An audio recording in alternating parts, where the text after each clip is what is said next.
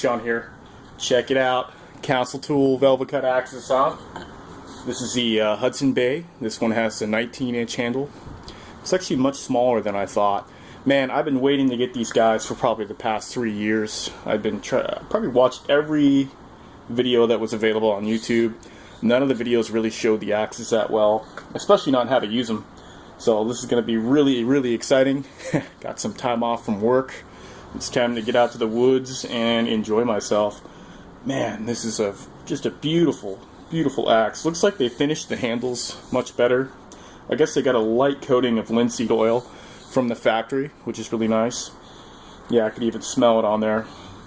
Look at the wedge on there. Cool little circle wedge. Looks like it's well hung. We got good grain orientation. Man, this is sweet.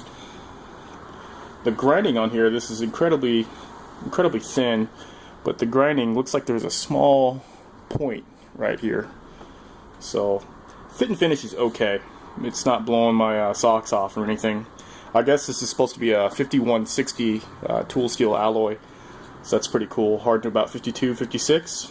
So we'll test it out. Should have more edge holding than the 1060 that Council Tool uses, as well as the 4140, which I find has probably the least amount of edge holding.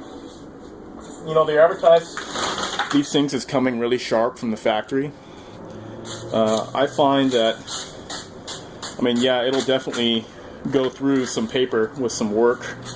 It's definitely not as sharp as I would like for something this small. But what's really important is that they've gotten the geometry really, really nice on there. So that should be very, very easy to touch up. I could see what looks like maybe a sloppy micro bevel on there. Not a problem. Yeah, we'll get this thing tuned up for sure. I also purchased the 4-pound felling axe because the handle in the pictures just looked incredibly beautiful. And while it is beautiful, my first impression of it is definitely that I thought the handle was going to be a little bit thinner for some reason. But maybe this is about as thin as they can get. But very beautifully finished handle. Again, looks like they sanded it down. Got a high finish on there, a little bit of the boiled linseed oil. The bit profile, man, that's going to be a top performer. This is going to be really sweet to see on the wood. It even has that slight convex geometry on there. As far as the fit and finish on here, I could see a little bit of waviness here on the head. So it's pretty sloppy. They left the forging scale on there. I didn't really want that. 3 years ago when they were first coming out, they didn't really have much of this forging scale left on there. But you know what? I don't mind it. It actually looks like it does have some character to it. Again, a little bit sloppy right here. You could see the waviness. It's a little bit bumpy here with the grind. But you know what? That is just so thin. They've really thinned this bit out. This is really going to be a top performing tool. This one actually didn't come with the sheath. Those bastards. The smaller Hudson Bay did come with the sheath, which, I mean, it seems like it's a little bit bigger than the head itself, but at least you get a sheath with that one. This one, they didn't give you a sheath, but it looked like in the pictures it did come with the sheath, so it's kind of confusing. Again, edge is really more of the same.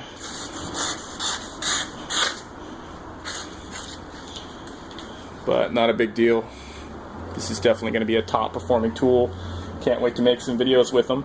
Let's go ahead and give you guys a size comparison between these. I mean, this is really small right here, guys.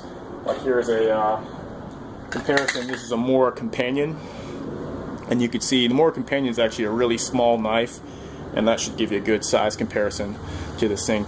19-inch handle. This is really just a hatchet.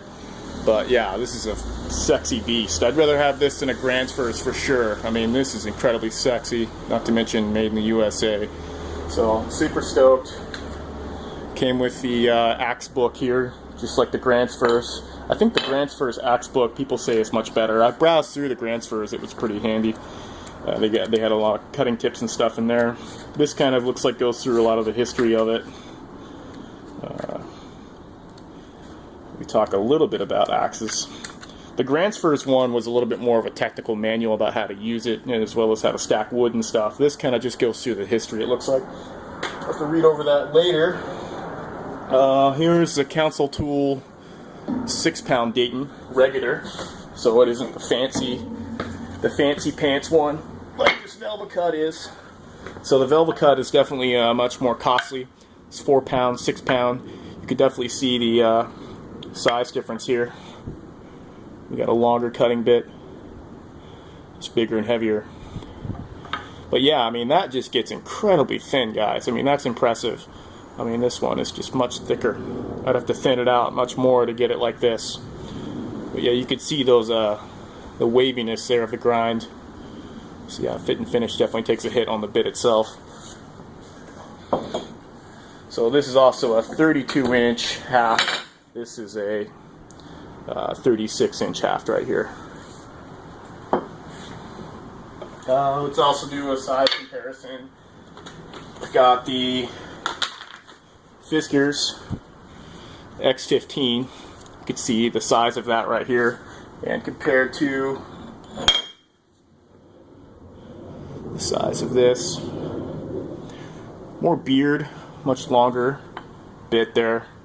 You can see with that 19-inch handle though, just much more maneuverable. Got that much more room. So yeah, this is really handy. Probably carry this guy on your belt. Choke up on that nice. Yeah, this is going to be sick, dudes. We're going to totally have to make a review.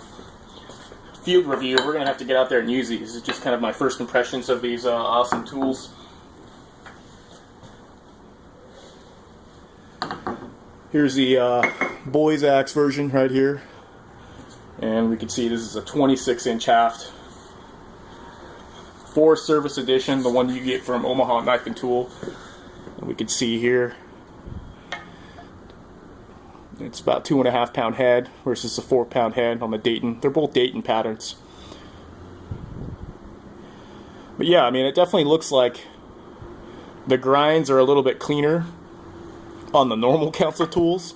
For them to get that thinner, it looks like they really tried to grind that thing out fast, but at least it's thinner. I mean, I wouldn't necessarily grind out my bits right here to this thinness over here, because it'd just be a lot of work.